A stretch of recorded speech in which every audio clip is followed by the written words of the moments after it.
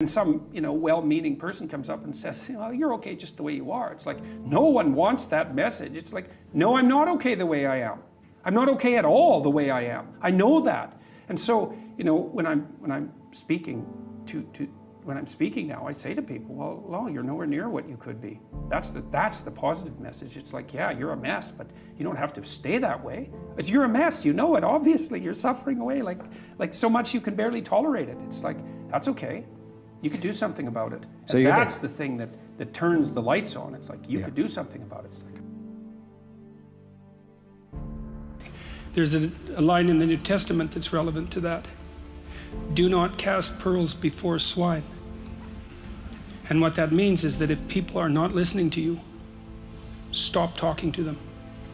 And that is the best piece of advice that I can give you. And what happens is that if you stop talking to people who aren't listening to you and start watching them instead, they will tell you what they're up to.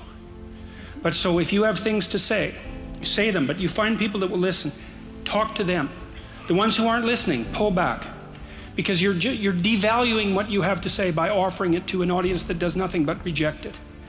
And that's a good guideline to life in general. So, you're harmless, you're not virtuous. You're just harmless. You're like a rabbit. A rabbit isn't virtuous. It just can't do anything except get eaten. It's not virtuous. If you're a monster and you don't act monstrously, then you're virtuous. But you also have to be a monster. Well, you see this all the time. Harry Potter's like that too. It's like he's flawed, he's hurt, he's got evil in him. He can talk to snakes, man. He breaks rules all the time. All the time. He's not obedient at all. But he has a good reason for breaking the rules. And if he couldn't break the rules, him and his little clique of rule-breaking, troublemakers, if they didn't break the rules, they wouldn't attain the highest goal.